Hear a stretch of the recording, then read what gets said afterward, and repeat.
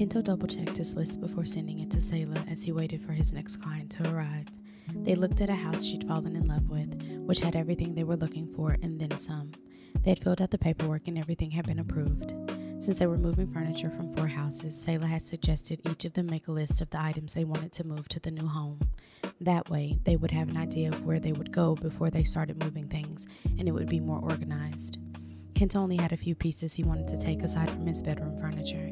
The mirror Suguru had made for him was naturally one. His favorite chair from his study was another, along with a couple more accent pieces that held sentimental value. He wasn't really attached to anything else. "Nanami-san, Mr. Oikawa, your 2 o'clock is here." Ume's voice came over the speaker of his phone. He picked it up. "Thank you, Ume. Send them in." A few seconds later, Oikawa entered his office and Kento gestured for him to have a seat. He wasted no time delving into the customized financial plan he'd created for the younger man. He was an athlete and knew that he could not play forever. Setting up a nest egg while he was still in his prime was in his best interest. "I have a few friends who I think would benefit from speaking with you," Oikawa said as they wrapped up the appointment. "Would it be okay if I gave them your card so they could reach out?" "I always welcome new clients," Kento responded, giving the younger man a couple of his business cards. They ended their meeting, and once Oikawa was gone, Kento saved the investment options the younger man wanted to keep an eye on. To start him out, he'd chosen several low-risk options with low to medium yield to start building his portfolio with. He pulled up the file for his next appointment, which was in half an hour, and exited the office to check on Ume. They were the only 2 at the office today, and he hadn't come out but twice since that morning. Kento could hear the barely audible music that played from the speaker she kept tucked beside her monitor. She looked up as he leaned against the counter. "How was the meeting?" Ume asked. "It was good. I recommended a few things to him. We're going to start by playing it safe and then get less conservative as time goes on." "How was Geto-san's birthday? What did you all end up doing?" "He enjoyed it," Kento said, and for the next couple of minutes gave her a quick rundown on what they did. Like his and Satoru's birthdays, Suguru had spent the day of his birthday with Saelah, and the following day, the 4 of them had gone out to dinner, where he and Satoru had given him the birthday gifts they'd gotten him. Satoru had teased Suguru the entire evening about turning 30 and how exhausted he would probably be from here on out, until Saelah had innocently asked Satoru if he was thinking of finding someone to run his casino and club in his stead, since he must have been fatigued every day since his birthday. It had garnered a pout from the older man. Then they had all shared a laugh. Kento stayed and talked to Ume for a few more minutes before going back into his office. He had 2 more clients before the end of the working day, and then he would head to Suguru's shop. He'd sent a text that morning in the group chat asking them to stop by so he could show them something.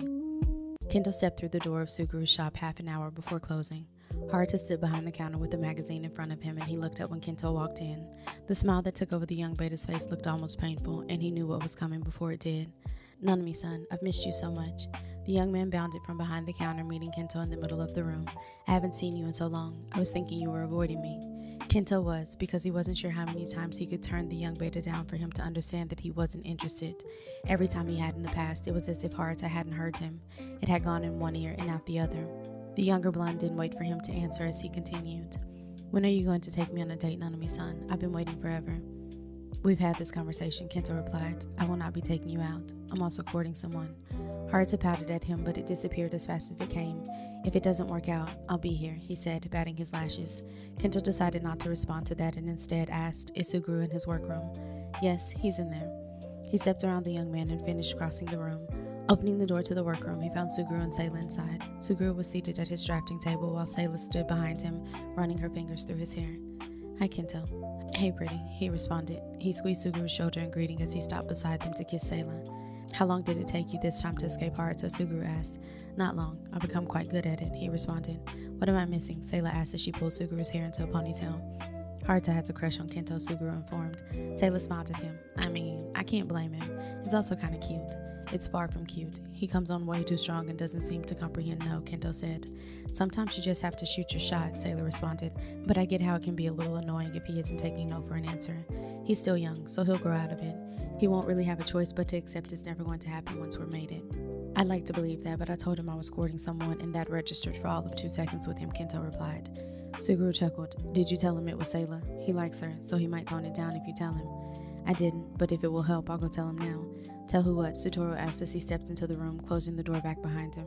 "Tell Haruta that we're dating so he stops hitting on Kento," Saelah responded. "We are doing far more than dating," Kento replied as Suguru said simultaneously, "We're not just dating," and Satoru said, "We're practically married," as he crossed the room to kiss her. You three knew what I meant, Saelah countered. Anyway, Suguru, what did you want to show us? She asked, changing the subject. Suguru grabbed a rolled plan from the top of the storage bin attached to his drafting table. He opened it and laid it across the table as they gathered around him. On it was a design for a bed frame. He'd gone into great detail about how the headboard would look, and from the measurements on each side, Kendall could tell that it was far larger than the average king bed. That's gorgeous, Suguru, Saelah complimented. It's large too, Satoru said. That's good. I wanted something for the master bedroom that would fit the four of us comfortably, Suguru replied. This will definitely do it, Kento agreed. We'll have to look into getting a custom mattress made to fit it. Leave that to me. I'll take care of it, Satoru said as he pulled out his phone and took a picture of the drawing. Do we know when we want to start moving? Saelah asked. We're free to move next week, but there's no rush, Kento replied. We can take our time and get everything sorted. I got everyone's list of what they wanted to take. I have plans with Denny tonight, but we can have dinner at my place tomorrow and figure out where each item will go and start moving next weekend if that works for the three of you, Saelah suggested. We can do that, Suguru agreed. Let's say 7, that way you can get to work by 10, Satoru. I don't expect it taking long, Saelah said. 7 works, Satoru replied with a nod. Okay, I'll see the three of you tomorrow, she informed. I'll walk you home, Kento volunteered. They said bye to the other two and he escorted her home. He was sure she would have been fine walking the few blocks on her own, but the sun had set, and what kind of a future mate would any of them be if they allowed that? Kento kissed her at her front door, and once he heard the automatic lock engage when she was inside, he headed to the train station. The company he'd employed the last time he moved had been efficient and professional. He would look for their number when he arrived home. Saelah opened the front door for her office the next evening. Denny had left for work almost an hour prior, taking the lunch she'd packed for him. She stepped aside and allowed them to enter. Each greeted her with a kiss as they passed. Once they changed into their slippers, Saelah directed them to the living room while she went to the kitchen to make plates. Having a dining area large enough for them all to sit in was something she was looking forward to in their new house. Not only that, but she'd also been lucky enough that the home had an oven. The one she had now in the apartment was a countertop oven she'd purchased. It was great for baking cookies, pies, and small cakes, but it wasn't really big enough for anything outside of that. She made all 4 plates and turned to the refrigerator to take out the picture of fresh lemonade she'd made. When she turned back around, she found Suguru and Satoru grabbing 2 plates, while Kento came around the counter to take down 4 glasses. Once they were seated around the table in the living room, they caught up on their day. Mimiko texted me today, she said when they were halfway through dinner. I apologized for whatever she said, Suguru responded, and Kento and Satoru chuckled. She asked what I did for your birthday because you wouldn't tell her. The last thing I'll ever tell either of my sisters is that I spent my birthday night lost between your thighs, Suguru replied, and Saelah wasn't sure why her cheeks started to feel warm. They'd all said salacious things to her, had done titillating things to her. You didn't have to tell her that, Saelah said. I left that out when I told her what we did to celebrate. They continued to eat, and when they finished, Kento and Suguru took their dishes into the kitchen while Saelah went to grab her laptop from her room. When she returned, she found the table had been cleared and the 3 had made an assembly line in her small kitchen, 1 washing, 1 rinsing, and 1 drying and putting the dishes away. She couldn't help but smile at the sight. It always amused her when their larger-than-life presence took up the small spaces in her apartment. I could have done the dishes later, she told them. I don't know how long it will take for us to decide where to put things, and I don't want Satoru to be later than he already is. It won't take long, and we can multitask, Kento replied. Besides, it isn't like someone's going to fire me, Satoru teased. Saelah moved to the small table and set up her laptop. She'd moved everyone's list onto 1 document to make it easier to see what each had chosen to take. She'd also listed the rooms of the new house in separate columns so she could copy and paste what was going into each room. Satoru, the bed in my room at your condo. It isn't on your list, but can we take it? It's comfortable, and I'd like to put it in my room. Their apartment had come furnished with the larger items, and she thought about buying a bed for her bedroom that would function as her nest at the new house, but she liked the bed at Satoru's house. She'd slept in it several times now, and it made more sense to move it than buy one. Of course, little Alpha. For the next hour, they chose where they wanted each of the items on their list to go. They also chose which living room set they wanted to move since neither of her alphas had put one on their list. The 3 men didn't have a preference as to which one and let her choose. When they had it all finalized, Kento texted the number of a moving company for them to use in their group message. Saelah grew more excited the closer they got to moving in together, and the more she thought about moving in together, the more she thought about mating. She knew one would eventually yield the other, but if she were being honest with herself, she was becoming impatient.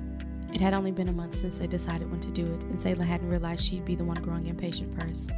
I've been thinking, Saelah started, closing her laptop. When we get settled in the house, I would like to take a heat inducer, if I haven't had my next one by then. Heat inducers are tricky, Kento started. We want you to be lucid when we mark one another, and once you take an inducer, you have maybe 2 to 3 hours before you go into full-blown heat. I know, and I won't take it if the 3 of you don't think it's a good idea, and I would only take it when we were all together on a planned day, Saelah replied. I don't see a problem with that, Suguru responded. I know the stigma with inducers is that they can throw off your cycle, but in your case, it might help regulate it. If that's what you want to do, little Alpha, I'm on board, Satoru said. Saelah shifted her eyes to Kento. She wanted them all to be in agreement if she were going to do it. Once we've moved and gotten settled into a routine, I'm fine with that being the route we take if that's what you want to do and you're comfortable with it, pretty. I am. I'll have Denny help me choose one. They worked out the logistics of which day or days they would move depending on the company's availability, and then Satoru headed to work. Kento and Suguru stayed for an hour and a half longer until she started to doze off and they left as well. Saelah was a little bummed and her Omega whined, but she knew it wouldn't be much longer until they were under the same roof. She climbed into bed after showering, 30 minutes after she saw her alphas out, and it wasn't long before she drifted off to sleep.